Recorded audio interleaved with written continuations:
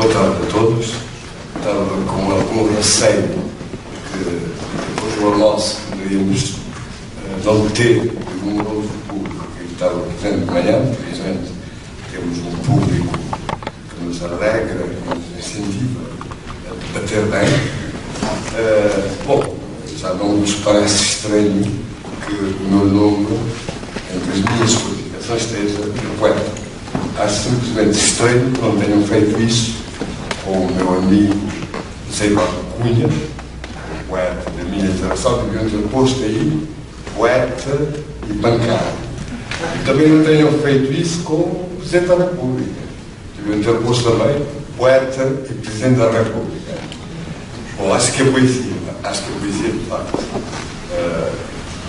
integra todas as nossas ações. Eu, há tempos, tive a oportunidade de organizar uma antologia, aliás, duas antologias, cuja temática é exatamente a imigração e a literatura cabo-verdiana.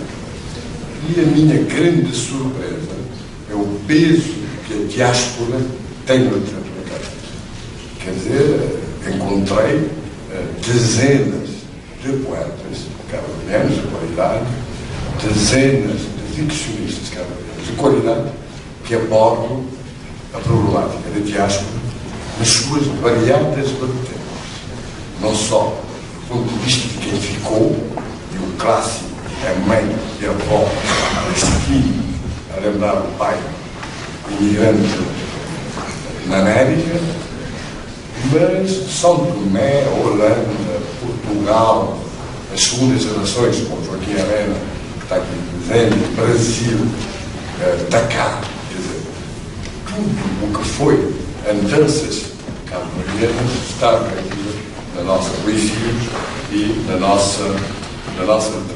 Por isso, sinto bem que se tenha invocado também a poesia, a qualidade de poeta, digamos, para me convidarem para moderador, tanto mais que tenho um livro para sair, que se chama exatamente Terra Longe de Diásporas, ou Sonhos Caminhantes, cuja única temática, portanto, é a diáspora, as vivências da diáspora.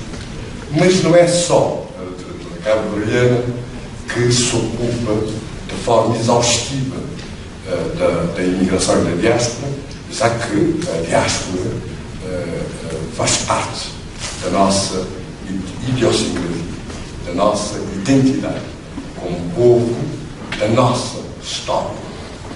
Mesmo, lembro-me, eu que sou de uma Ribeira, que só conheci o mar da Praia Baixa com 7 anos de idade, era, no entanto, a imigração fazia sempre parte, digamos, das nossas vivências. A nossa Constituição, acho muito bem que se tenha escolhido esse tema, porque a nossa Constituição ocupa-se exaustivamente também, de forma desenvolvida, da diáspora.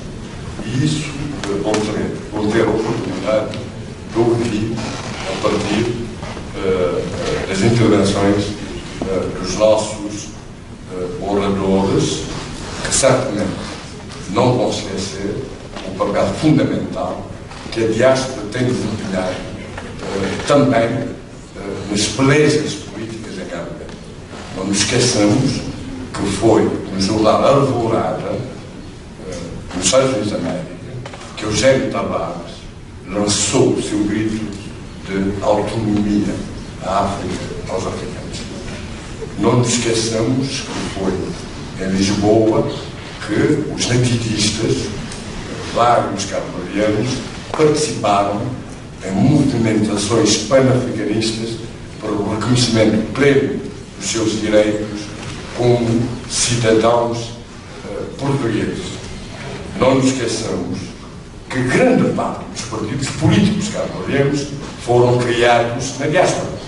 O PSC era partido binacional, mas foi criado por 4 cabo-verdianos, 5 ou 6 ou 7, não sei exatamente, em Bissau. A UPICD foi criada nos Estados Unidos da América, por Aéreos Leitão da Graça, depois recriada em Dakar por José Leitão da Graça. A UCIT foi criada na diáspora. germes fundamentais do MPD foram criados também, ou germinaram na diáspora, com o CCPD, de que, segundo creio, o professor Vladimir Brito fazia parte. Tudo isso mostra-nos que a diáspora não é só as anexas imigrantes, é a parte política, é a parte cultural, grandes obras, Eugênio Tavares, João Vargas, Teixeira de Sousa, grande parte de escritores cabo-verdianos e músicos cabo-verdianos. A voz cabo-verde foi criada em Dakar, desenvolveu-se na Holanda. As novas gerações têm feito imenso para, digamos assim, atualizar e inovar os estilos cabo-verdianos. Vemos, portanto, claramente que a diáspora não são só remessas dos imigrantes. Mas, como dito, os nossos oradores vão, com certeza, desenvolver todos esses pontos de forma mais abrangente e fundamental. Eu gostaria de passar a palavra ao professor Dr. Vladimir Brito, é o primeiro da lista, se não me engano, que é licenciado e mestre e doutor em Direito, especialidade de Ciências Jurídico-Políticas, da Faculdade de Direito da Universidade de Coimbra. É professor catedrático na Escola de Direito da Universidade do Minho e em regime de cooperação da Faculdade de Direito da Universidade de Coimbra, onde rege disciplinas de Direito Público. Presidente do Conselho da Escola de Direito da Universidade de Minho, tem sido eleito para exercer vários outros cargos nessa escola. É também conciliador internacional nas Nações Unidas, designado no Governo de Portugal, nos termos do mundo anexo à Convenção de Viena sobre o Direito dos Tratados de 1950. É diretor da revista Ciência Jurídica e integra comissões científicas de revistas científicas em Portugal, Espanha, Brasil e Canadá. Foi vice-presidente da Escola de Direito da Universidade de Minho e diretor do curso de Direito dessa escola.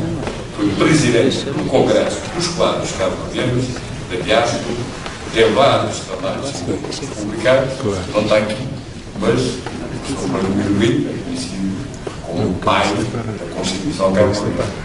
Portanto, ninguém com mais cabelinho e pergaminho e qualificações para falar dessa mesma Constituição. A conferência se coloca porque, de facto, é útil de vez em quando os cabo-verdianos se encontrarem para discutir essas questões. Só que, efetivamente, escolheram um tema árido, dito por um jurista, o meu colega também, o doutor professor Eduardo Espinho, também é jurista e sabe que esses temas são demasiadamente dados. Espero que não adormeçam, porque depois do almoço falar de direito às vezes custa um bocadinho. De qualquer modo, o tema que me foi dado para falar neste painel, a nossa conversa vai ser sobre a Constituição, sobre a diáspora e a qualidade da democracia. Portanto, pergunta-se aqui pela relação entre a Constituição, a diáspora e a qualidade da democracia, mas sabemos já que, sendo a pergunta um modo de formular um problema cuja solução se reclama, a diáspora neste painel deve aparecer como sujeito que quer assumir o papel de agente de mudança social e de portador de uma ideia da Constituição e, por isso mesmo, também pergunta pela qualidade da democracia, que esta Constituição institucionaliza e cuja vivenciação cotidiana tem a missão de assegurar normativamente. Por isso, sendo aqui a diáspora o sujeito do processo de construção da democracia e da sua institucionalização jurídico-constitucional, começaremos por falar da diáspora. A diáspora vai aqui entendida como comunidade de seres humanos que vivem fora do território de origem e que transportam consigo valores culturais que produzem simbioses de cultura que necessariamente se projetam em qualquer programa constitucional que a tenha em conta. Também como comunidade em permanente renovação, com consciência da sua proveniência, no sentido que Nietzsche dava essa expressão, e da sua pertença a uma comunidade originada e originária de um mesmo território geocultural. Essa origem comum, essa proveniência, cotidianamente se revela na língua, nos costumes, nas tradições, na gastronomia, na música e nas demais expressões artísticas, que leva a sentir-se como parte de uma comunidade de afetos e unida político-culturalmente numa nação. Nação nasce ou gênese de que Kant também se identifica com comunidade de origem e que nos permite dizer, com este filósofo alemão, que a diáspora também se reconhece unida através da descendência comum, formando uma totalidade social e civil. Nesse sentido, a diáspora apela à ideia de povo e de sociedade civil, mas também à identidade e à unidade política. Deste modo, a diáspora é parte integrante de um povo que, como defendia o Abate Siey, quer constituir-se a nação, entendida esta como fonte de soberania. Povo e nação, duas realidades distintas, mas que se articulam numa unidade política. Na verdade, como ensina o sociólogo Ferdinand Tönnies, o povo é uma unidade social comunitariamente unida pela língua, pela ascendência, pelos costumes, pela cultura e até por vezes pela religião dominante. Nação, conceito mais recente, é a unidade política e cultural dessa comunidade de afetos, que é o povo, concretizada em instituições políticas comuns. Assim como o povo tem, de certo modo, na sua base, uma proveniência antropocultural, a nação é o resultado da autodeterminação comunitária e política de um povo numa dada fase da sua história coletiva. Assim sendo, a diáspora, enquanto parte de um povo, integra essa comunidade de afetos, mas para se considerar politicamente como diáspora de uma nação, tem de participar necessariamente na reivindicação da autodeterminação da sua comunidade de origem. Sem essa participação no processo de reivindicação da autodeterminação e da construção da nação, a diáspora não pode constituir-se sequer como diáspora de uma nação, por ficar excluída do processo político da construção dessa unidade política que a nação é. Basta lembrar os exemplos, para esclarecer isto, da construção dessa unidade, basta lembrar os exemplos sobre, por exemplo, a nação alemã, que exclui os alemães da Áustria, como os da Rússia e os da Suíça, que antropoculturalmente são reconhecidos como alemães, mas sob o ponto de vista da unidade política, não integram a nação alemã, por não terem participado na formação dessa unidade política nacional que não reconhecem como sua. Resulta dessa ideação da diáspora que esta participa numa dupla relação, a saber, naquela de natureza social e cultural que estabelece com a sua comunidade de origem, portanto, a comunidade de que é originária, com o seu povo. É a relação comunitária. E naquela outra em que estabelece com a nação, com o conjunto de comunidade política, que é também uma nação desse mesmo povo, que é a relação política. Dupla relação é essa que lhe permite reclamar direitos de cidadania, não exclusivamente sob o ponto de vista de vínculo jurídico que liga ao Estado, mas sim e também sobre o da participação no processo de conformação política da sua sociedade de origem, logo da unidade nacional. Chegados aqui, podemos dizer que a diáspora é a nação comunitariamente desterritorializada, que no seu agir comunicativo constrói e participa em distintas esferas públicas, no sentido que Habermas dá essa expressão, ou seja, em distintas estruturas comunicacionais do agir orientado para o entendimento, integrando, portanto, e para o efeito, distintas sociedades civis, e assumindo-se nessas sociedades e na sua sociedade de origem como um coletivo de cidadãos com direitos e deveres. Mas por ter consciência da sua proveniência de uma concreta comunidade histórico-cultural, de um povo, portanto, a diáspora vivencia um patriotismo comunitário que o leva à pretensão de participação nos destinos da sua comunidade de origem, logo no processo de conformação política dessa comunidade e na salvaguarda da sua autodeterminação coletiva. Nesse sentido, a diáspora é parceira na ação comunicativa entre distintas sociedades, a saber, a do território de origem, a das sociedades civis dos países de acolhimento e aquela que ela própria constrói e referencia culturalmente nesses países, referencia à sua comunidade de origem. A diáspora, portanto, é portadora de liberdade e de pluralidade. Esta é também a caracterização que, a nossa opinião, pode ser feita da diáspora cabo-verdiana, cuja cultura política assenta em bases antropoculturais. Assim, essa cultura e também a de participação cívica tem uma origem ou proveniência cultural, lato sensu, segregadora de valores comuns, intensamente vivenciados e tradicionalmente respeitados, por entendidos e aceitos como princípios de identidade coletiva. Exatamente por isso, o denominador comum da sociedade cabo-verdiana, dentro e fora da diáspora cabo-verdiana e da sua sociedade dentro e fora do seu espaço geoarticulágico, não é o patriotismo constitucional de que falava Habermas, mas sim algo mais profundo, um patriotismo comunitário, de que falamos acima, no quadro do qual a Constituição não é um denominador comum mas sim um regulador do exercício da liberdade, da participação cívica e da garantia da unidade política da comunidade.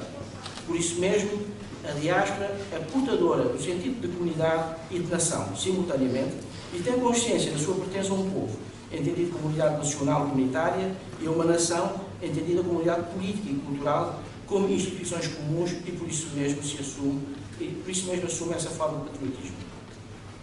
É neste preciso sentido que a diáspora cabo-verdiana se relaciona com a Constituição de 92, para, como portadora de direitos e de deveres, dela reclamar a regulação da sua participação como conjunto de cidadãos e no processo de conformação jurídica constitucional, não já da sua comunidade, onde se espraia nas esferas públicas que constrói com o seu agir comunicacional, mas sim da nação, em cuja formação jurídico-política quer também participar. A diáspora reclama para si um papel ativo como ator, que quer ser para agir no processo de regulação das instituições e para o exercício da liberdade, e nessa medida quer estar na e com a democracia e com a Constituição que garante essa mesma liberdade. Acontece que até à Constituição de 92, a diáspora, embora lutasse para se ver reconhecida como parceira de diálogo para a construção jurídico-constitucional das estruturas de regulação da liberdade e de participação cívica, só com muita resistência ou reticência e com aspectos muito pontuais foi admitida nessa participação. E, portanto, participou muito pouco na própria institucionalização das estruturas políticas, enquanto comunidade alargada. Contudo, a comunidade territorialmente localizada no espaço arquipelágico, o povo que vive nas ilhas, sempre admitiu essa participação por ter consciência de que a diáspora era a outra parte arquipelagicamente desterritorializada, com quem nunca rompeu o diálogo, e também com quem comunitariamente constituía uma nação, ou queria constituir uma nação, e como tal a diáspora tinha o direito de contribuir com a sua experiência na relação da unidade nacional. O legislador constitucional 92 entendeu esta tensão dialética entre a comunidade da consciência e a nação, entre esta ampla sociedade civil transnacional cabo-verdiana, que a diáspora representa, e a nação cabo-verdiana construída nas ilhas. E soube abrir o processo de elaboração da Constituição à participação da diáspora em pé de igualdade com a da comunidade arquipelagicamente sediada. O legislador constitucional quis uma Constituição aberta, optando naturalmente pelo pluralismo constitucional e aceitando como natural essa participação da diáspora. Na verdade, basta lembrar que o projeto do texto da Constituição, antes de ser levado à Assembleia Nacional, foi publicado integralmente em jornal de grande difusão no país e na diáspora e aberto à discussão pública. Basta lembrar os debates, comentários, sugestões, opiniões provenientes de várias comunidades espalhadas pelo mundo. Basta lembrar que no processo de democratização da sociedade cabo-verdiana conduziu às primeiras eleições democráticas de 91 e abriu o caminho à aprovação da Constituição de 92, a diáspora participou ativamente no diálogo feito entre plurais opiniões. Basta lembrar que o próprio texto do projeto foi redigido por um cabo-verdiano que integra a diáspora, para, lembrando tudo isto e muito mais, podermos perceber que na democratização da sociedade cabo-verdiana a diáspora teve um papel e assumiu-se como ator e teve um papel importante quer na cena política e cívica do país. Esta ação da diáspora e também a tensão dialética entre ela e a comunidade sediada no país não podiam deixar de ter consequências no texto constitucional. Na verdade, na Constituição de 92, a diáspora surge como eleitor elegível para a Assembleia Nacional, artigo 114, como eleitor do Presidente da República, artigo 108, com representação do Conselho da República, artigo 249, depois da revisão da Constituição, com representação do Conselho Tribunal Constitucional, artigo 254. Para além disso, na Lei Fundamental, dentre os deveres do Estado, artigo 7, está o de apoiar as comunidades cabo-verdianas espalhadas pelo mundo e o de promover no seio dessas comunidades a preservação e o desenvolvimento da cultura cabo-verdiana, artigo 11º, bem como a obrigação de manter os laços especiais de amizade e de cooperação com os países de acolhimento da diáspora cabo-verdiana. Também nessa mesma lei atribui-se a cidadania cabo-verdiana de origem a todos os descendentes dos cabo-verdianos nascidos fora do território nacional. Mas é esta mesma tensão dialética entre a comunidade que vive nas ilhas e a que vive fora que também justifica, entre outras questões, a disposição do artigo 112, número 2, que consagra a redução dos votos da diáspora a 1/5 dos votos escolhidos no território nacional. E também a regra segundo a qual só podem ser elegíveis para o cargo de Presidente da República o cabo-verdiano cidadão e eleitor que nos 3 anos imediatamente anteriores à data da candidatura tenha residência permanente no território nacional. Por outro lado, enquanto parte integrante do povo cabo-verdiano, a diáspora não encontra outros limites à sua participação e ao seu agir comunicacional, portanto, na esfera pública dentro das ilhas, que não sejam aqueles que a regulação jurídico-constitucional e legal impõe a todos os cidadãos cabo-verdianos. E por isso, conjuntamente com o cidadão residente, participa ativamente nessa esfera, emitindo a sua opinião e com elas procurando influenciar o diálogo sobre as mais variadas questões que vão desde a economia até às políticas públicas. Podemos assim dizer que a presença da diáspora na Constituição como ator político é fruto dessa sua participação na esfera pública nacional e na dos países de acolhimento e da influência, entendida no sentido que Telford Pearson nos diz, como forma simbólica de comunicação curadora de interações sociais através da persuasão que aí tem exercido na configuração do texto constitucional. Finalmente, e no que se refere à qualidade da democracia, sempre se dirá que a relação da diáspora com a democracia e com a qualidade desta decorre também daquela dupla relação de que temos vindo a falar e que lhe permitiu contribuir decisivamente para a democratização da sociedade cabo-verdiana com a sua participação no processo político e jurídico-constitucional. Essa participação foi tanto mais importante quanto a diáspora foi sempre a única parte do povo nacional que desde sempre vivenciou uma democracia transnacional, cujos valores transportou para o interior do território e do país e para, nas esferas públicas internas em que participou, com esses valores, influenciar a sociedade civil e política. Assim, dentro do território nacional, a diáspora sempre lutou na esfera pública com o objetivo de influenciar a sociedade civil e política local, mas também nesse diálogo, para o entendimento, foi influenciado pela comunidade residente nas ilhas. No processo de construção e de afirmação da democracia, pensamos que a diáspora agiu dominantemente no quadro da sociedade civil, entendida não no sentido hegeliano da expressão como reino das necessidades, mas sim no sentido mais moderno, como reino da liberdade e condições básicas de democracia de que nos fala John Keane.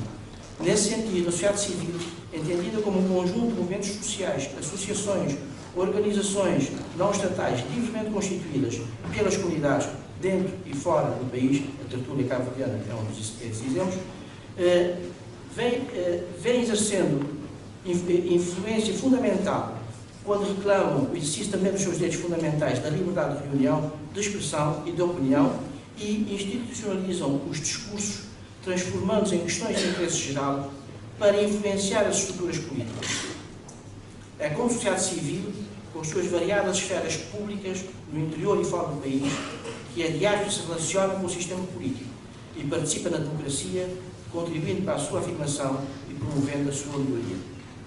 Nessa perspectiva, a diáspora e a comunidade residente nas ilhas, na sua ação política, revelam a pretensão de uma relação jurídico-constitucional da prática democrática da sociedade civil e, para tal, reclama a abertura e pluralismo constitucional, no sentido defendido pelo professor alemão Peter Haberle. Assim, podemos concluir dizendo que a diáspora, a Constituição e a qualidade da democracia têm como substrato comum a sociedade civil, a dupla relação, a comunitária e a societária, e que a diáspora vivencia e as esferas públicas que cria para a sua ação comunicacional com vista ao entendimento dos diversos atores sobre o sentido da nação e da Constituição, o que necessariamente implica e exige pluralismo e abertura constitucional. É hora de terminar pelo ponto, simbolicamente, é claro, que iniciamos o diálogo entre a diáspora e a comunidade residente das ilhas, em que o saxofone representa a nossa comum esfera pública. Ouçamos Luís Moraes e Horace Silva, dois sopros cabo-verdianos, o mesmo instrumento musical e distintos sons. Um, a morna e a coladeira, e o outro, o jazz americano. Mas o comum sentimento que pertence ao povo. Muito obrigado. Já sabem que eu não leio nada. Venho em 5 minutos apenas pontuar 2 ou 3 coisas sobre o tema do painel. Começo por saudar o nosso vice-reitor que está em representação do seu reitor, o professor Vasconcelos. Começo por agradecer aos resistentes que ainda nos ouvem. Começo por saudar, não me levem a mal, os alunos da Faculdade de Direito que tiraram este sábado não para estudar, como costumam fazer, mas para estar aqui a ouvir. Sobre a diáspora, nada digo, porque, como disse o Zé Luís, não podemos falar em causa própria. Né? Filho, neto, bisneto e trineto e por aí fora de Cabo Verdeano, aprendi o crioulo e aprendi também que a nação se construiu antes do Estado. Portanto, Cabo Verde é um exemplo feliz em África, onde a nação precede o Estado. Não sei se isto é polémico, mas foi assim que aprendi em casa e tudo o que aprendemos é para dizer depois.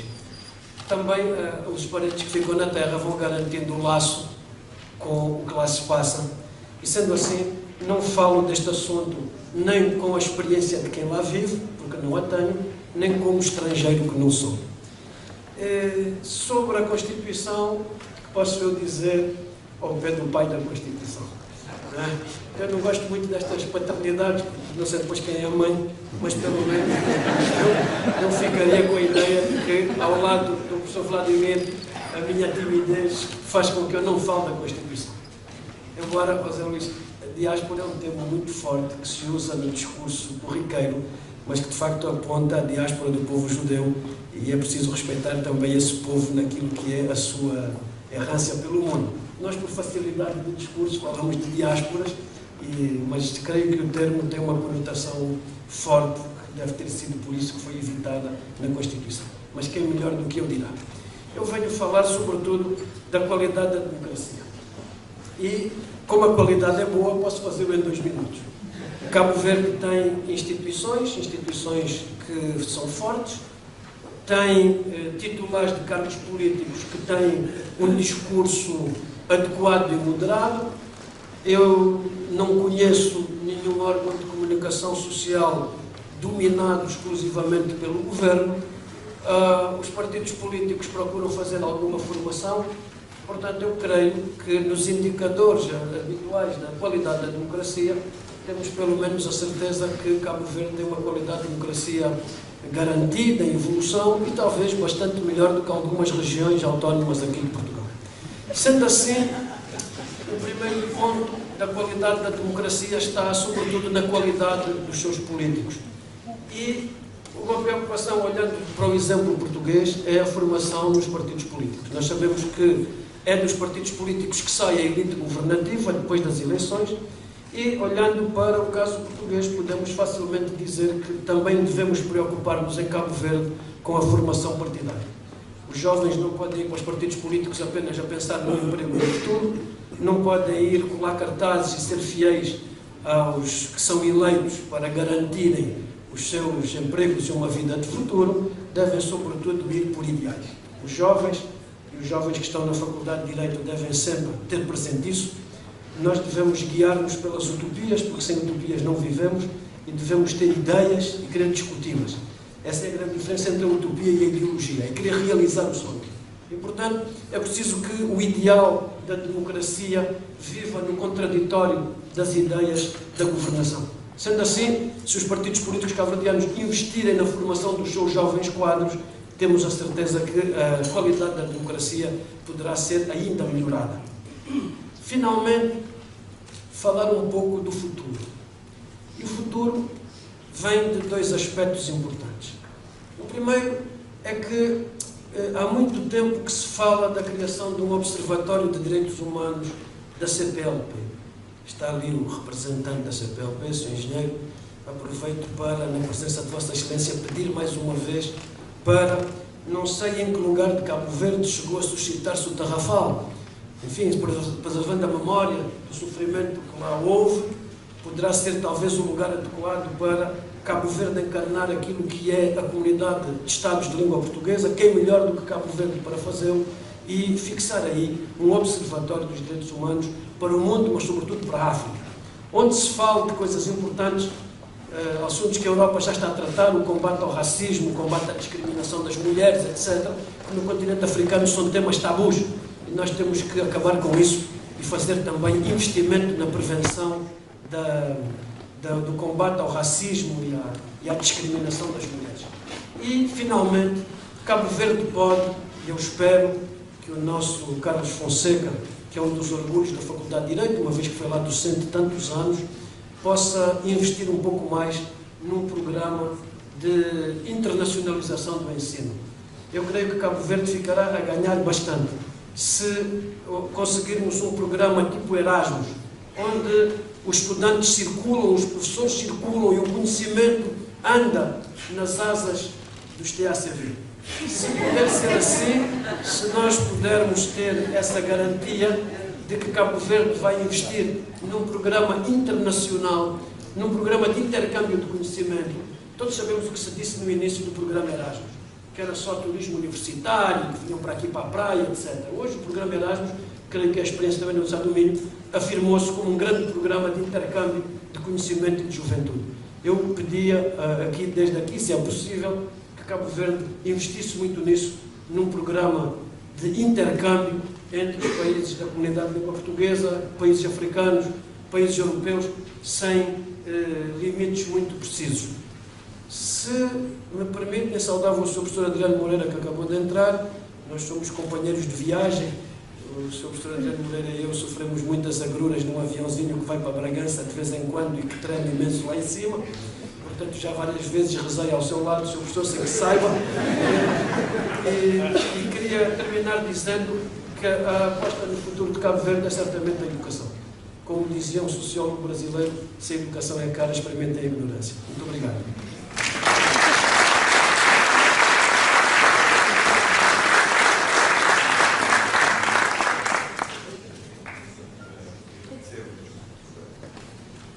Agradecemos ao professor Vera Cruz. Senhoras e senhores organizadores da conferência, refletir Cabo Verde e a sua relação com o mundo, ilustres participantes, e permitam que distinga, como já o fez o meu colega, que distinga entre os presentes o professor Adriano Moreira, que creio que a última vez que nos encontramos aqui no espaço da Universidade de Lisboa foi precisamente neste salão de exame.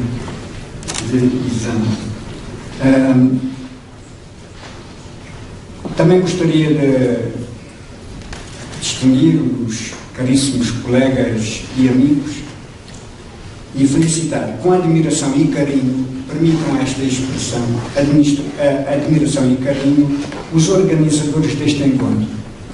Designadamente, já foi dito, mas faço questão de repetir, Tertúlia Crioula de Bater Cabo Verde e a Associação Intercultural Luso-Cabo-Verdiana recém-criada, a quem endereço por intermédio da doutora Ivódia Graça e do Dr. Carlos Tavares Espina os meus agradecimentos por aquilo que eu considerei uma legítima convocatória para aqui estar. Vai igualmente muito obrigado a Carlos Sepulveda, a minha fundação, como já foi referido, que tornou a Ordem de Marcha efetiva, como financiando a minha deslocação a Lisboa. Não sei se estou a revelar alguma confidência, mas acho que devo dizer. Se não, provavelmente não estaria cá. Se não fosse isso, depois da insistência amiga do Suzano Costa. E finalmente uma palavra dirigida esta vez ao magnífico amigo, magnífico reitor da Universidade desta Universidade de Lisboa, professor Dr. António Nova, que foi meu distinto, que remédio não queria dizer o contrário, mas digo com sinceridade, por sinal, meu distinto orientador, aqui representado pelo professor Dr. Vasconcelos Torres, pelo espaço que nos cedeu e seguramente a inspiração que nos dá, nós todos que estamos a participar neste encontro. Isto é, trabalhar, fazer trabalhar e conseguir resultado. Este é o grande problema, conseguir resultado. Passo agora à apresentação da minha reflexão. E esta minha reflexão é, de certo modo, poderá ser surpreendente, talvez, porque eu transformei de apresentador, digamos, de teorias e soluções, transformei-me em questionador, aquele que coloca perguntas. Espero que algumas sejam boas perguntas. E vou questionar Cabo Verde na sua relação com o mundo.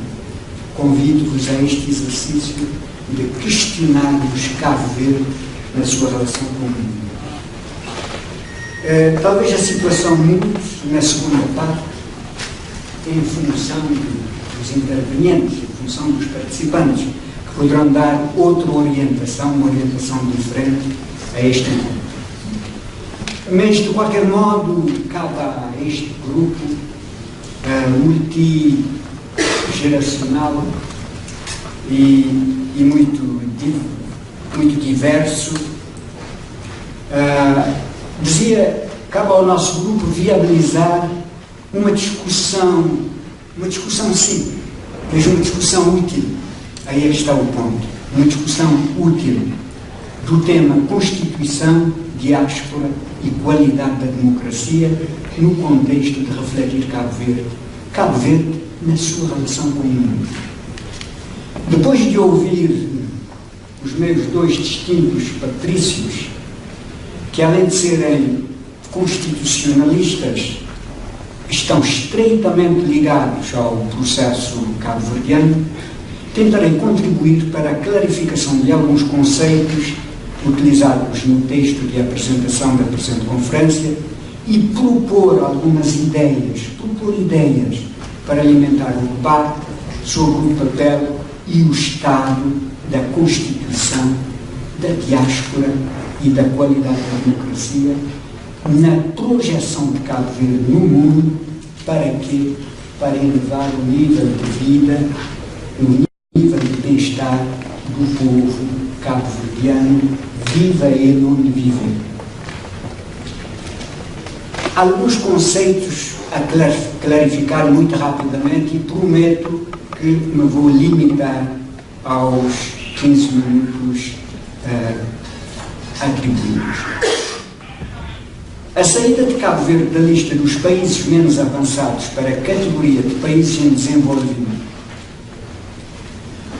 confunde-se frequentemente, mesmo muito frequentemente, a graduação ou saída de Cabo Verde do grupo dos PMA com a sua promoção a país de rendimento médio. É um erro.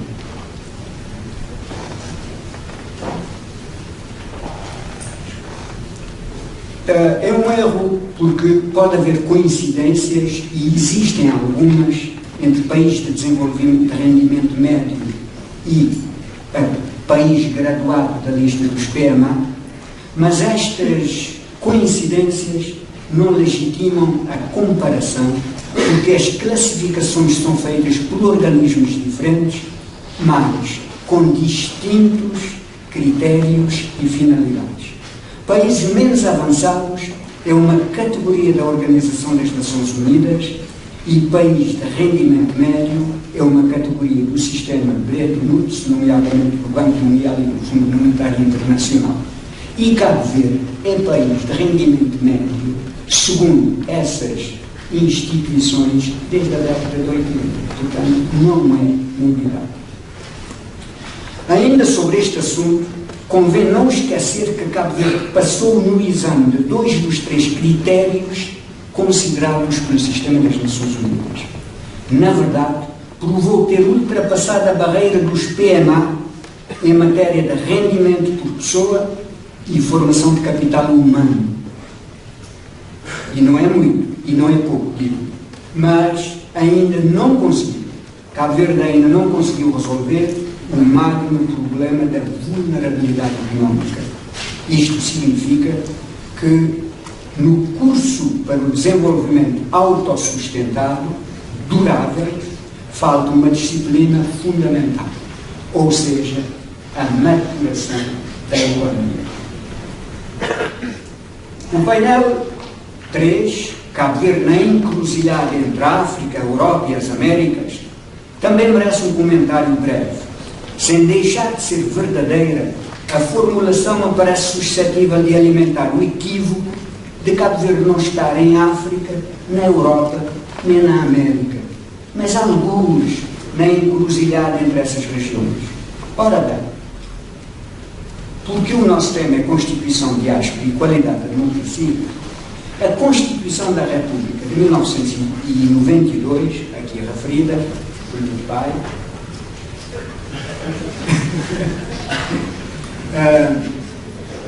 a revista, felizmente, em espaço de tranquilidade e diálogo em 2010,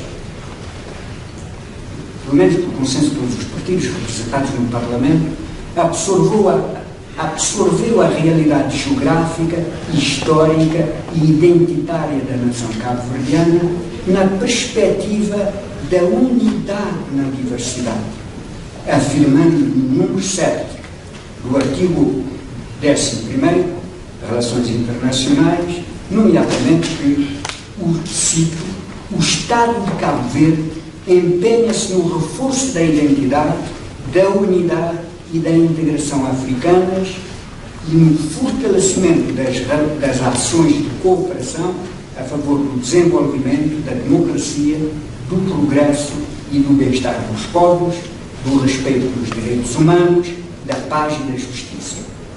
Fim de citação. Conclusão, a minha, constitucionalmente, pelo menos, Cabo Verde é parte da região africana. Por conseguinte, concordo com o Dr. Olavo Correia quando diz que, para efeitos de comparação dos indicadores, o mais adequado seria comparar Cabo Verde com o grupo, os outros membros do grupo dos pequenos países insulares em desenvolvimento. Será eventualmente mais eficaz. Contudo, isso não seria demonstração de que Cabo Verde não é África ou não está na região africana. São questões diferentes.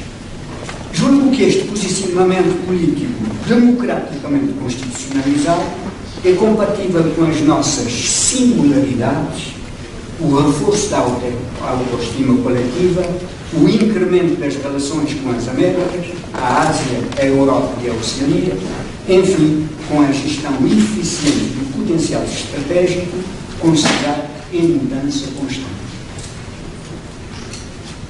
É neste quadro geoestratégico que o inovador projeto de parceria especial entre a União Europeia e Cabo Verde, e mais uma vez eu gostaria de saudar o Dr. Ribeiro Castro e o professor Adriano Moreira, entre outros, entre vários outros, pelo empenhamento, pela viabilização, pelo esforço feito no sentido de viabilizar este projeto. Estava a dizer, neste quadro geoestratégico, o inovador projeto de parceria especial entre a União Europeia e Cabo Verde faz sentido e tende a provar eficácia através do incremento das relações interregionais, que me parecem ser uma vocação inscrita na matriz civilizacional do petit pays, na voz e na cabeça da grande cidadã cabo-verdiana que foi Sílice, ou seja, Cesária Évora, muitas vezes injustamente aqui mencionada várias coisas. O ponto seguinte, Constituição, diáspora e qualidade da democracia.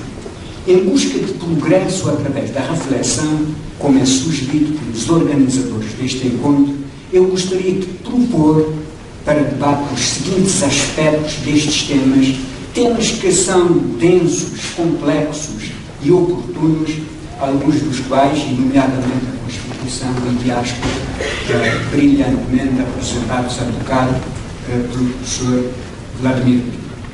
Sobre a Constituição da República, o que é que eu poderia dizer? No meu entender, o constitucionalismo cabo-verdiano é um bom exemplo de progresso incremental do diálogo entre a teoria e a prática, com a salvaguarda de valores universais como a paz e o humanismo. Já em 1975, a Lei da Organização Política do Estado, uma lei para-constitucional minimalista, na expressão do professor Vladimir Brito, com a qual concordo, aqui portanto, lançou as bases, a LOC lançou as bases de um Estado de Direito. Digo, lançou as bases de um Estado de Direito, na definição clássica de Estado de Direito. Em 1980, ela foi substituída, a LOC foi substituída pela primeira Constituição da República, a qual consagrou o regime de partido único, como se sabe. Em 1990, essa Constituição foi substancialmente revista para dar força de lei à mudança de regime para o pluralismo político. 2 anos depois, em 1992, pela extensão e profundidade da revisão de então, esse ano foi outro marco no percurso. Este processo evolutivo da independência nacional, em 1975, ao Estado de Direito minimalista, 1975-1990, e ao Estado de Direito democrático, de 1990 para a frente, conheceu um momento de grande significado em 2010, quando a revisão foi feita pela primeira vez em ambiente de tranquilidade institucional e interação democrática.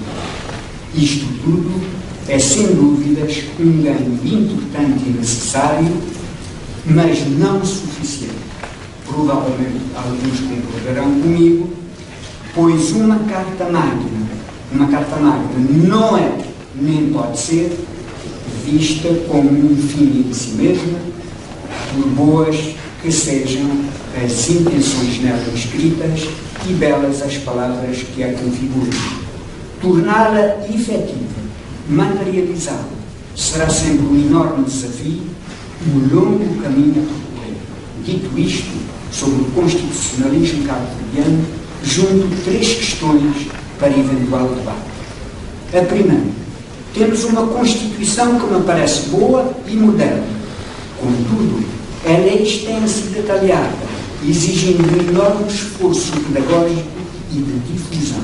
Por isso, pergunta-se até que ponto a sociedade civil, cuja autonomia a própria Constituição recomenda, poderá ser parceiro eficaz de organismos públicos nessa pedagogia e nessa difusão. Enquanto isto não acontecer, na minha opinião, a Constituição corre o risco de ser um objeto de luxo para uma franja restrita da elite nacional e alguns estrangeiros interessados. Portanto, a questão da efetividade da Constituição da República, boa e moderna. A segunda questão. Aqui, o grande problema é de tornar a Constituição da República efetiva, ou seja, de saber se temos canela para o justo salto que queremos dar. Por outras palavras, como passar de uma bela carta de intenções à materialização inclusiva e solidária dos preceitos constitucionais, pois da Constituição da República se trata. A terceira questão, um assunto velho que ressurge e nos interpela. Pensarão os especialistas aqui presentes que a discussão sobre a regionalização, de que temos ouvido falar com insistência, principalmente depois da revisão de 2010, reflete um certo desfazamento entre o constitucionalismo e a realidade social. Pergunto, será que a não inclusão ou a não discussão da regionalização representa efetivamente um desfazamento entre os constitucionalistas e a realidade política? Ou pensam que, havendo vontade e ideias claras sobre a matéria, será possível fazer avançar a regionalização nos limites da lei fundamental vigente? Sintetizando, convido-os a debater a afirmação sobre a evolução do constitucionalismo cabo-verdiano e essas 2 interrogações, uma sobre o imperativo de ensinar e difundir a Constituição da República, outra sobre os desafios da regionalização de um Estado arquipélago e o Estado de capitalismo. Sobre a imigração e a diáspora, depois do que foi dito, a primeira pergunta que sou obrigado a fazer é se terão paciência para ouvir um pouco mais sobre isto. Mas creio que somos obrigados a fazer este sacrifício. Então vamos falar um pouco sobre a imigração e a diáspora. Comecemos por distinguir, já foi feito, faço de uma maneira um pouco diferente, complementar talvez, entre a diáspora e a imigração. Diáspora, foi dito, é o conjunto das comunidades de um país espalhadas pelo mundo. Contudo, parece lícito, ou está a ficar lícito, falar de diáspora cabo-verdiana com o sentido de todas as comunidades enraizadas em vários países e também de uma diáspora em particular, por exemplo, o conjunto das comunidades cabo-verdianas em Portugal. Isto é, a diáspora cabo-verdiana em Portugal. O termo imigração, este, serve para descrever o movimento de quem sai de um país para se instalar num outro país, quer queira, quer não. Portanto, a imigração começa por ser um termo neutro para explicitar essa decisão de partida. Como é que chegou à decisão é uma matéria diferente que poderemos discutir noutra ocasião. O migrante, portanto, aqui creio que este pormenor é importante, nem sempre se insere numa diáspora ou numa comunidade. Registada a diferença, vejamos mais aceleradamente 5 questões relativas à imigração e à diáspora. A promessa que fiz foi de questionar Cabo Verde, isto é, questionar os cabo-verdianos e os amigos dos cabo-verdianos sobre Cabo Verde na sua relação com o mundo.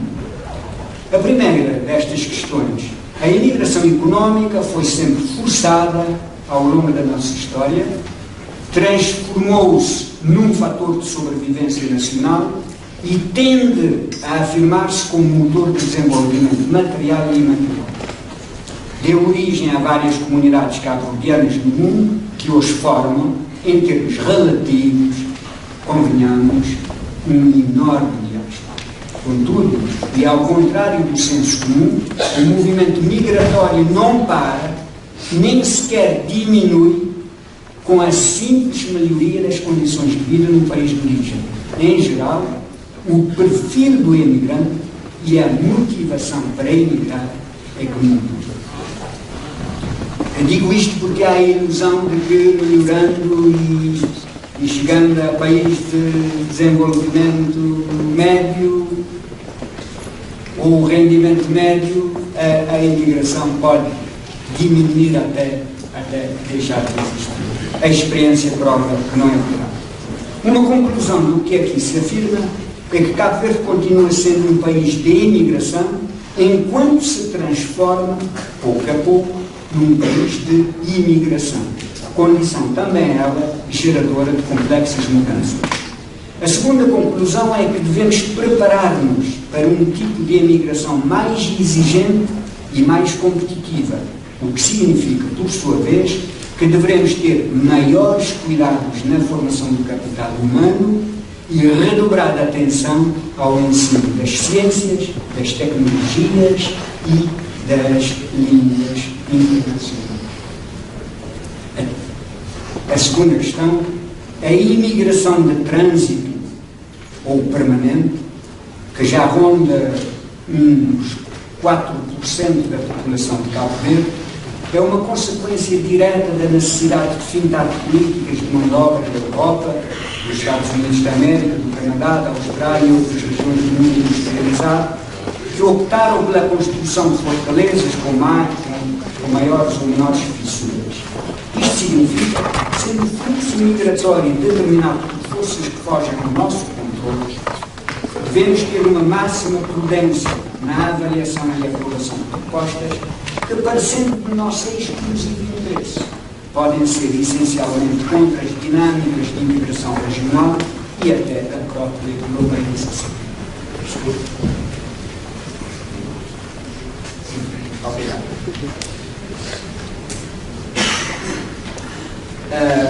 Por exemplo, temos de compreender que a capacidade humana de Cabo Verde para negociar um acordo de mobilidade com a União Europeia é um grande problema cuja solução acertada requer prudência e mobilização de todos os recursos utilizados. A quarta questão, a migração, está na gênese do povo cabo-verdiano. Fomos diásporas no bojo da expansão europeia e do tráfico transatlântico de escravos antes de formarmos nação e Estado. Nas várias fases de luta pela emancipação e consolidação do Estado de Direito Democrático, a imigração e, em certos casos, a imigração tiveram grande influência. Nos seus primeiros anos de existência, o Estado beneficiou das remessas formais e informais, das quais toda a gente fala, mas também daquilo que a socióloga Peggy Levy chamou remessas sociais. São as ideias, as atitudes, as práticas, as identidades e o capital social que os imigrantes transferem para a sociedade de origem. Eu próprio sou testemunho dessa influência. Quinto, é contudo um paradoxo, do meu ponto de vista, ser Cabo Verde um dos 10 países com maiores taxas de imigração entre os 193 Estados-membros das Nações Unidas, ter tido relativo sucesso na governação, ser assumidamente uma nação da diáspora e, no entanto, não dispor, até hoje, de um único centro de estudos das migrações. Esta constatação suscita uma pergunta. Fará sentido o Estado apoiar a universidade pública ou uma instituição de ensino superior privada para criar um centro internacional de estudo das migrações?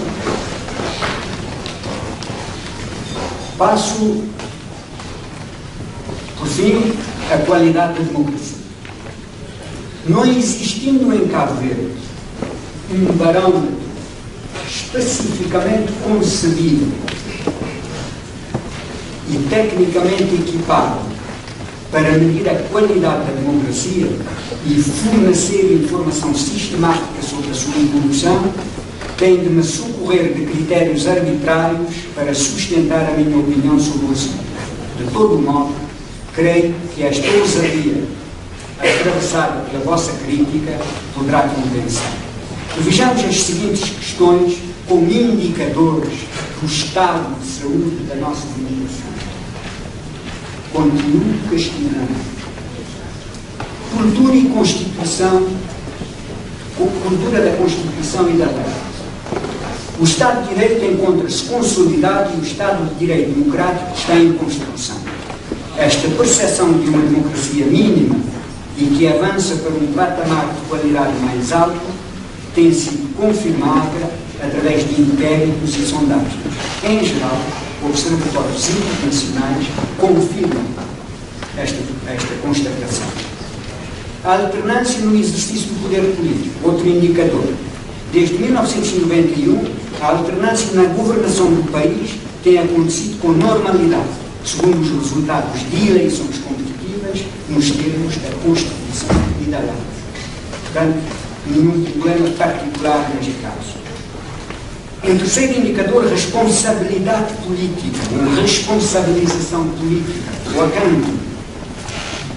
A avaliação deste parâmetro depende diretamente do funcionamento dos tribunais e da ética dos partidos políticos, assim como dos titulares de cargos públicos. Além disso, é notória a falta de coerência entre a retórica e a prática de políticos e gestores. A conclusão provisória é da existência de um certo sentimento de impunidade. Contudo, a última revisão da Constituição, ocorrida em 2010, como já dissemos, reforçou a organização do setor da justiça, facto que justifica a esperança no reforço mais sério e mais consequente da responsabilização, principalmente dos titulares de cargos públicos e de gestores. Posso ter mais 3 minutos? Só? As compensações anteriores. Mas tem que ser 3 minutos, só. Está bem. Muito obrigado. Muito obrigado pela compreensão. Um quarto indicador, a cidadania. É talvez o calcanhar daqueles da nossa democracia. Sendo um tecido económico muito frágil e a tradicional dependência do Estado tão grande, é previsível que em situação crítica, poucos ousarão defender as 4 liberdades fundamentais de Franklin Roosevelt: de expressão, religião, contra a penúria e contra o medo. Creio, contudo, que é visível a aceleração do ritmo da afirmação da cidadania. Quinto, participação. O sistema político e eleitoral cabo-verdiano tem evoluído positivamente, mas existe déficits consideráveis. Um deles é o aparente sacrifício da ética e da participação, facto que transforma o ato sublime de escolha dos dirigentes num simples jogo de caça ao voto. A questão da substância e dos fundamentos das eleições é séria e merece muito mais atenção dos cidadãos. Sexto, ameaças. Creio que o Estado de Direito Democrático em Cabo Verde é irreversível. Contudo, identifico pesadas ameaças ou contradições, destacando as seguintes: aumento das desigualdades sociais e regionais, alta taxa de desemprego, tráficos ilícitos, criação de um mercado eleitoral em detrimento de princípios e valores inerentes ao Estado de Direito Democrático e universalmente aceitos, baixa propensão da maior parte dos políticos da geração atual para assumir como denominador comum interesse nacional legítimo uma administração pública ineficiente, se tomarmos em conta as reclamações e as reivindicações dos utentes do serviço público, estejam eles dentro ou fora do país, sejam simples cidadãos ou operadores económicos. Um fenómeno curioso e preocupante é os utentes e os prestadores de serviços estarem unidos no desconforto que a ineficiência tece e acumula. Conclusão. Esta é a minha contribuição a refletir Cabo Verde na sua relação com o mundo. Acredito que existem 3 vias pouco dispendiosas para acrescentar valor ao esforço que a nação faz. Continuar a debater o país com boa fé e inteligência. Passar da decisão baseada no palpite à decisão baseada na análise de informação. Cada um nunca deixar de dar o que pode para o engrandecimento de Cabo Verde. Peço desculpas pelo tempo destinado. Para falar. Queria cumprimentar a todos e reiterar os cumprimentos que já foram anteriormente feitos. Acima de tudo, a honra que é e a grande responsabilidade de estar num painel como este. Penso que se terminássemos agora, o tempo até já o exige, teríamos conseguido alcançar cabalmente os objetivos deste painel. Mas só muito rapidamente, porque estamos em período de contenção a todos os níveis. Eu não sei se acompanharam os comentários na internet, os comentários que foram gerados pela notícia desta nossa conferência. Foram vários os comentários que eu dividi em 2 grupos. Um primeiro grupo em que se questionava se este seria o lugar certo para refletir sobre Cabo Verde e se as pessoas, os intervenientes seriam as pessoas certas para fazer esse exercício de reflexão. Questionando até se seria mais blá-blá, habitual, com poucas consequências práticas. Aliás, o segundo grupo de inquietações e comentários tinha mesmo a ver com isso. Qual vai ser o resultado prático desta conferência, deste exercício de reflexão? Eu concordo, acho que é um lugar certo, exatamente porque estamos a tratar de uma nação diasporizada e as pessoas, nem vou entrar por aí, obviamente que são as pessoas indicadas, e principalmente respondendo à segunda inquietação, acho que o próprio ato de refletir já é a ação. E se pensarmos concretamente em várias políticas públicas, várias decisões que afetam o dia-a-dia das pessoas que surgiram de momentos de reflexão como este. E partilhar convosco só duas questões que têm a ver exatamente com a diáspora, talvez um aspecto menos bonito da diáspora cabo-verdiana, que tem sido a deportação de jovens cabo-verdianos da Europa e principalmente dos Estados Unidos, e que requer um questionamento dessa questão que tem consequências sociais sérias e que põe em causa a própria imagem, essa imagem que temos vindo a falar do imigrante cabo-verdiano e da diáspora cabo-verdiana, e que está relacionado a um outro problema atual em Cabo Verde, que é a questão da violência juvenil. Pensando nas causas dessa violência, há uma ligação quase que imediata entre a deportação de jovens cabo-verdianos e o surgimento dessa violência. E penso que neste exercício de questionarmos a qualidade da democracia, a diáspora, convém pensarmos seriamente nas causas que têm levado à deportação de imigrantes cabo-verdianos e na forma como esses deportados têm sido recebidos, acolhidos e tratados em Cabo Verde. E em relação à violência juvenil, há algumas inquietações, algumas questões que têm sido um pouco resultado de projetos e de análise que temos feito ultimamente, em contextos como cabo-verdiano e outros contextos como o brasileiro ou outros países da América Central, que é precisamos mudar o foco das nossas pesquisas e das notícias, ou seja, tirar o foco sobre os jovens problemáticos e analisar mais a forma como a violência penetra o dia-a-dia desses jovens e vai se normalizando. E precisamos reavaliar a relação entre a pobreza e a violência. Talvez pensar um pouco mais na questão não da pobreza, mas da desigualdade social. E precisamos mudar as políticas de resposta, porque prevenção não é antónimo de segurança, e prevenir-se sai até mais barato do que reprimir-se. Se analisarmos vários estudos em que se compara o investimento na educação, no combate à pobreza e o investimento, por exemplo, no sistema carcerário. E, portanto, esses desafios em torno da questão da juventude e especificamente da deportação de jovens cabo-verdianos que eu gostaria, acho que já não vamos ter muito tempo, mas que eu gostaria que debatêssemos. Obrigada.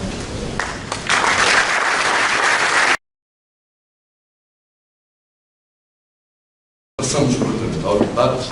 As instruções por escrito que eu tenho é que haverá uma ronda de perguntas, 7 perguntas. Depois, cada pergunta, cada elemento tem uma duração de tempo de 3 minutos no máximo. Duração por parte. E depois, os oradores com a oportunidade de responder às questões, portanto, em tempo também conciso. Portanto, passo às inscrições imediatamente, se fizer o problema. Eu agradecia que as pessoas dissessem os respectivos nomes, se identificaram. Cátia Cardoso, foi um assunto que eu tenho claro. Eu estou nos Estados Unidos e a deportação realmente é um tema que nos diz muito, porque já vieram muitos dos Estados Unidos para Cabo Verde, mas temos que trazer aqui também a novidade que este ano nos Estados Unidos diminuiu e bastante, significativamente bastante. Mas tenho uma outra segunda pergunta, que é sobre os nossos contratados em São Tomé. Para quando é que o governo português, o governo de Cabo Verde e o governo de São Tomé resolvem o problema dos $2 por mês que eles sabem de reforma? É só isso que eu tenho. Obrigado. Por esta oportunidade, meu nome é António Luís, como ouvi há pouco. Tenho uma questão que considero premente e que tem a ver com a nossa língua, portanto, o crioulo. Eu gostaria de perguntar se a nossa língua se enquadra de alguma forma nessa nossa relação com o mundo, com o estrangeiro. Eu gostaria que debatessem esta questão, tendo como pano de fundo o debate entre Chomsky e Foucault, que ocorreu em Holanda, em que Chomsky resolveu falar em inglês e Foucault fala em francês. E porquê? E qual seria, por exemplo, a performance de Foucault caso falasse em inglês e não em francês? Queria também que fizessem como pano de fundo uma expressão de James Joyce, uma obra dele que é The Portrait of a Young Artist, em que ele fala que palavras como ale ou Jesus Christ soavam totalmente diferente na boca do inglês. E também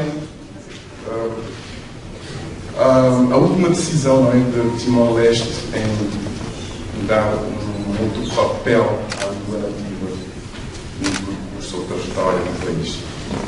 Essa é a minha questão. Muito obrigado a todos. Obrigado, Sr. António Pires, pela concisão da questão. Podemos agora a nossa palavra ao Sr. Giliano. Não sei se vou dizer.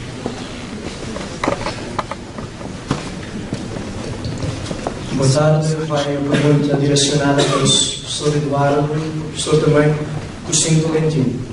Que o professor Eduardo, pessoalmente, que nos deu uma imagem da democracia cabo-verdiana muito perfeita e bela, mas queria perguntar se uma partidarização excessiva e negativa das instituições cabo-verdianas e uma manipulação partidária de uma das maiores indicadores macroeconómicos fundamental para a organização do Estado, que é o emprego. Por exemplo, não é normal um jovem dizer que não defende a sua ideologia porque senão fica marcado pela oposição, ou então uma pessoa que me diz que eu não publicar certas coisas no Facebook, porque senão está dando costa na chão.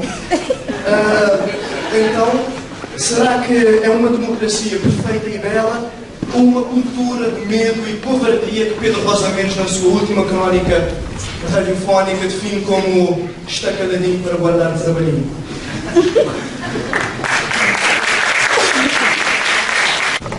Boa tarde, obrigado. Eu vou colocar duas questões ao professor doutor Cursinho Tolentino e vou começar pelo seguinte.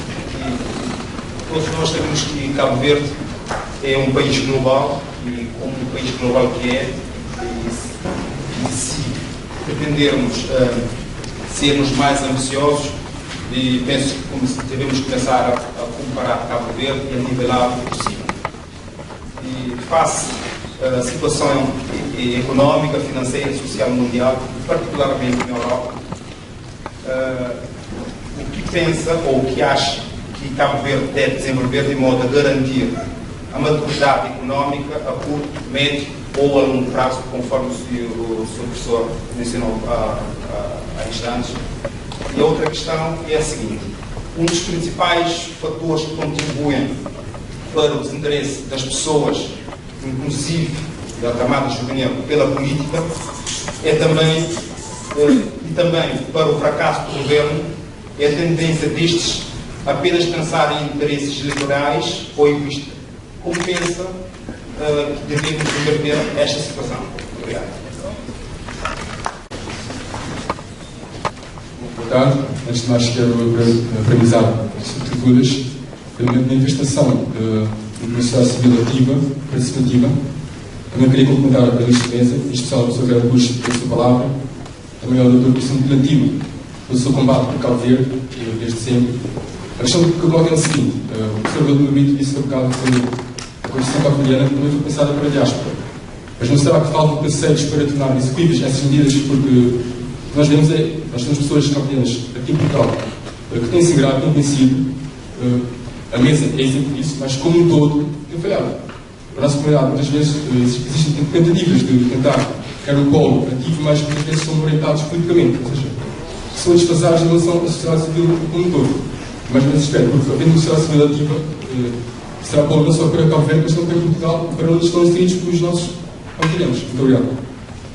Eu queria fazer apenas um comentário relativamente a uma afirmação feita pelo professor Dr. Eduardo Vera Cruz, que deixou transparecer uma boa qualidade de democracia atualmente em Cabo Verde, quando sabemos que ainda existe um certo distanciamento da sociedade civil em relação às instituições políticas em Cabo Verde, ou seja, ainda existe uma certa desconfiança da sociedade civil perante as instituições políticas Isso, portanto, é uma questão que é muito comentário debatido em todo o mundo, mesmo em relação às democracias avançadas, e Cabo Verde, portanto, não foge à regra. Isso também, se formos analisar, a questão foi abordada também pelo professor Porcino Tolentino, e mostrou esse distanciamento que realmente existe entre a sociedade civil e as instituições, que contraria em certa medida o que foi apresentado pelo professor Eduardo Vera Cruz. É só um comentário. Está bem. Só por uma questão de género também, não é? Está bem. Senhoras, ainda não falamos. Bom, fica a falar com o senhor Lourinho Baradas.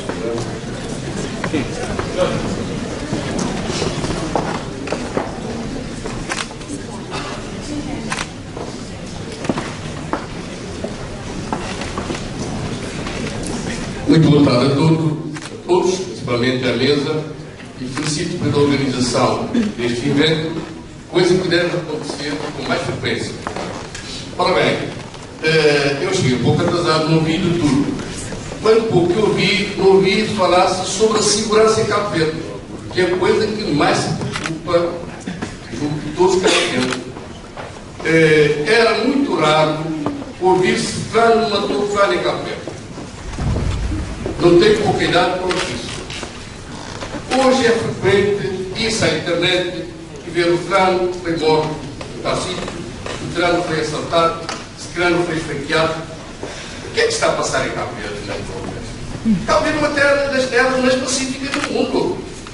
Sempre se disse, andou-se, eu, toda a minha juventude, andei de dia, andei de noite, andei a todas as horas, nunca tive medo de nada.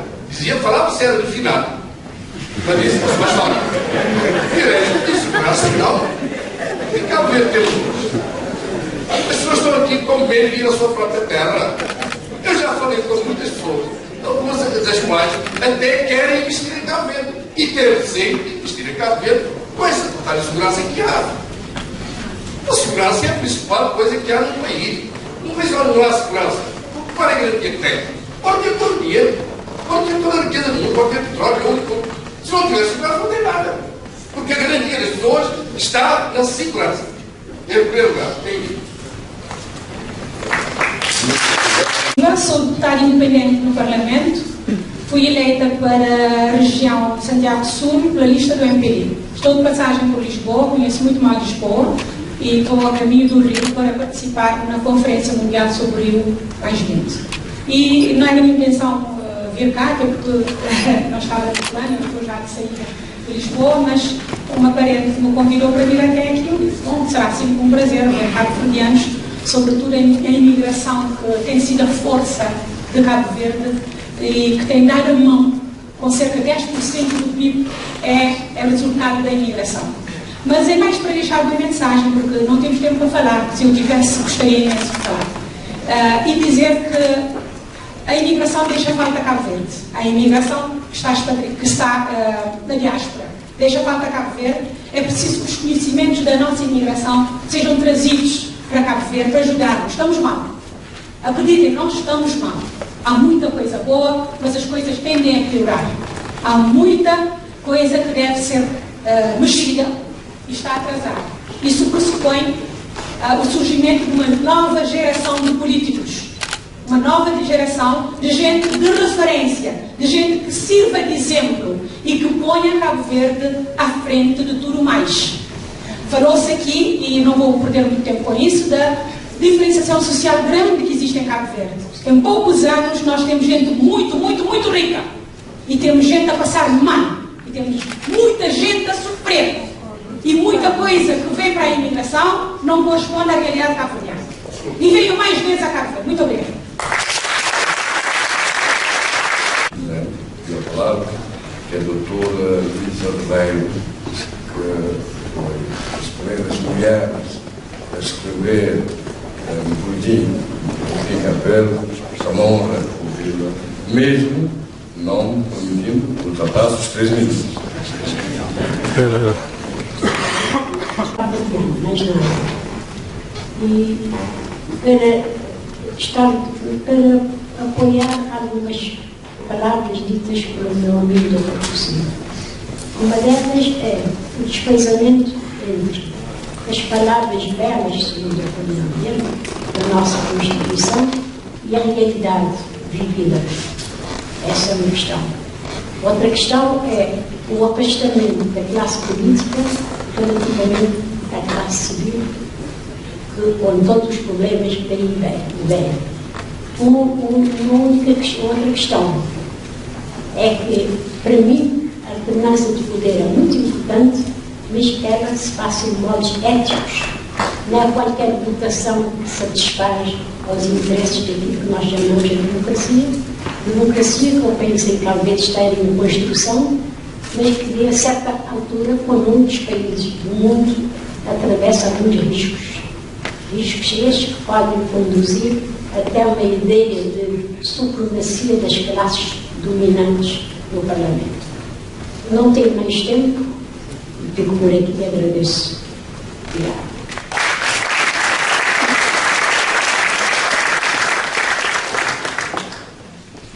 Muito obrigado. Eu peço aos oradores que sejam o mais concisos possível, porque temos mais que porque temos ainda o terceiro painel. E depois há a cerimónia de encerramento solene desta grande conferência. Portanto, tem a palavra os oradores. Vou passar a palavra, começando pela direita, começando pelo professor Lucindo Ventinho, mas pedindo que compense agora o tempo que estou na sua intervenção. Tem mais que fazer. Eu creio que vou pegar um pouco arbitrariamente algumas das questões que penso que foram dirigidas, aquelas que foram expressamente, mas de forma muito sintética, e depois os meus colegas certamente vão completar.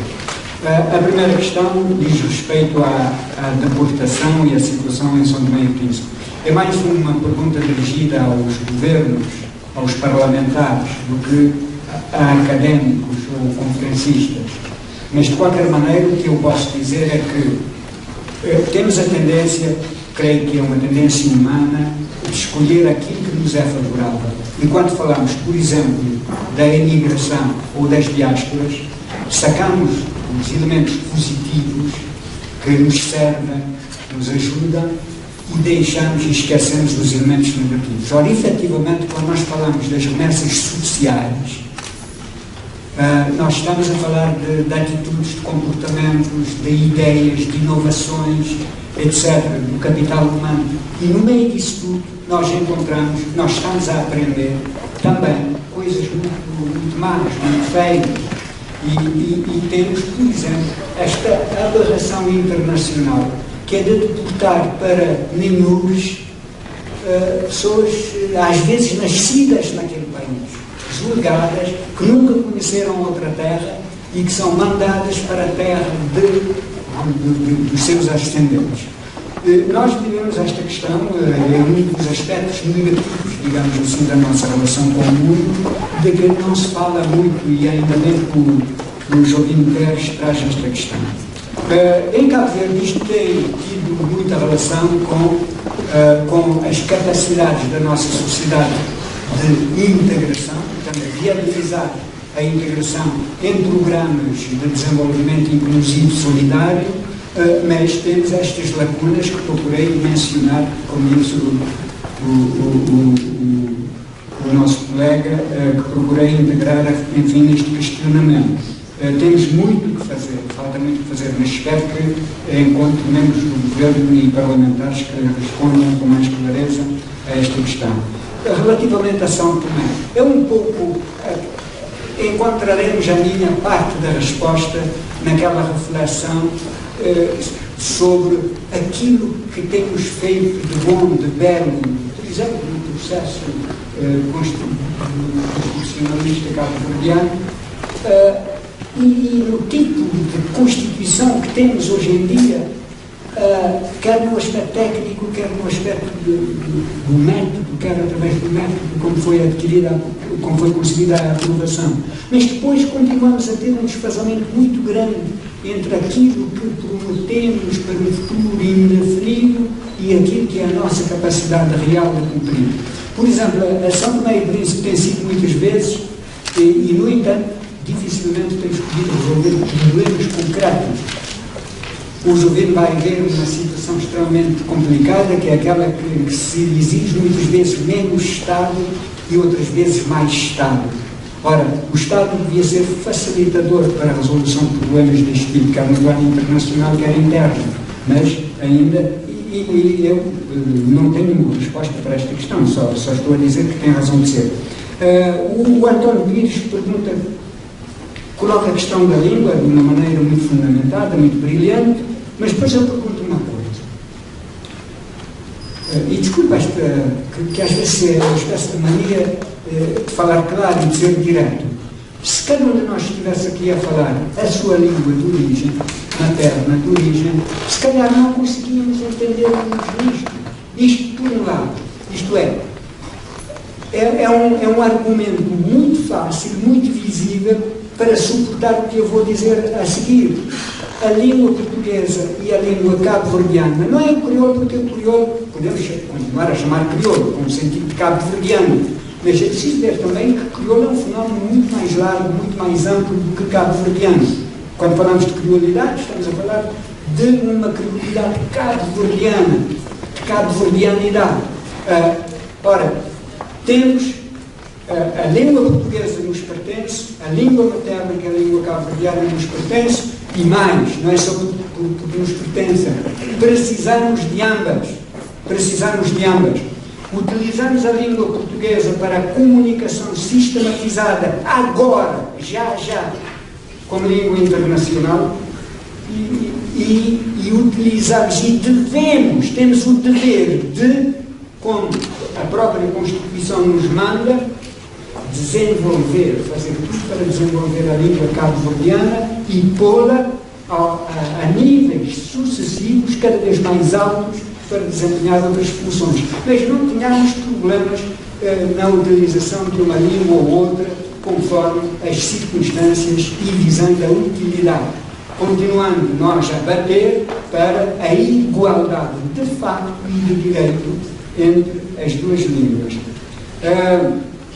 O Giliardo Nascimento falou de partidarização excessiva. Totalmente de acordo com o Giliardo, totalmente de acordo, a partidarização excessiva. Numa coisa, provavelmente, temos pensamentos diferentes. É que, se formos ver outros casos de mudança social, de evolução, nós vamos ver que o que está a acontecer em Cabo Verde é, do ponto de vista científico, previsível, expectável. Agora, perguntemos o seguinte, logo a seguir. A evolução está a ser positiva e contínua ou não? Comparado o fenómeno cabo-verdiano com outros fenómenos à volta do mundo, estamos numa posição a levar um ritmo satisfatório ou não? Eu creio que sim, embora eu também às vezes sinta que vai muito devagar e que há muita partidarização, etc. Agora, para além da partidarização do debate, e os partidos vivos, os partidos políticos, civilizados, necessários, para além dessa partidarização política, há a corrupção, que é a pequena corrupção, a média corrupção, a elevada corrupção. Isso, quem rouba um tostão é como se roubasse um conto, portanto, é ladrão na mesma, não é? Agora, temos a ver se estamos a dotar Cabo Verde das normas e dos instrumentos para combater esses desvios ou não. Quando eu falei de uma coisa que pode parecer um pormenor, que é o reforço do aparelho da Justiça na revisão constitucional de 2010, em relação à Constituição de 1992. É um elemento extremamente importante, porque se a Justiça não funcionar, aquilo que está na Constituição não serve para nada. é para mostrar aos nossos amigos, para oferecer àqueles que nos visitam e para fazer estudos nas universidades que nunca têm sentido prático. Portanto, há de facto isso, mas é um fenómeno que temos de reconhecer como natural e temos de combater sem limites. O ajuda nas respostas. E assim passava a palavra ao professor Belo. Desculpe lá, mas estamos condicionados de tempo por respeito. Inclusive, a cerimónia do Estado vai ter aqui lugar com a presença de 2 presidentes da República. Portanto, desculpe, só chegando.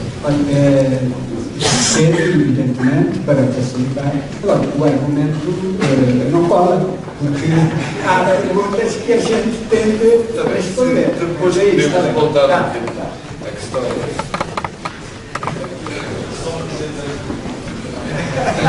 É a qualidade da democracia. Bom, eu mantenho-me coerente. Quando se fala há pouco tempo, diga o seguinte: eu não vou pontuar as outras questões, vou só tentar responder a quem me questionou. Em primeiro lugar, queria dizer que eu não falei de perfeito e belo, porque o direito não tem nada a ver com a perfeição leva ao puro, e não há coisa mais impura que o direito, e o belo também não. O belo leva à verdade, e a verdade é uma coisa divina. Nós juristas lidamos com a verosimilhança e com a probabilidade. Portanto, essas são palavras tuas, não minhas. Agora, a partir do momento em que me dizes que interpretas assim o que eu disse, eu queria dizer, eu fui sucinto. Eu queria dizer que esta polémica da Constituição é uma polémica comum a todos os países do mundo. Portugal tem uma Constituição que diz que o ensino é tendencialmente gratuito. As propinas aumentam todos os anos. Portanto, os jovens portugueses vão dizer o quê? Que a Constituição é irreal. O problema da efetividade da Constituição, deixo isso para os especialistas, é um problema de todos os países. Os Estados Unidos da América têm uma coisa magnífica, tem 10 artigos. Aquilo deu para escravizar os negros e para libertá-los, deu para escravizar as mulheres e para as expor bem. Aquilo é uma espécie de 10 mandamentos, o que lerem e interpretam como querem. E, portanto, quando se fala muito, é preciso depois entrar em algumas especificações. A democracia em Cabo Verde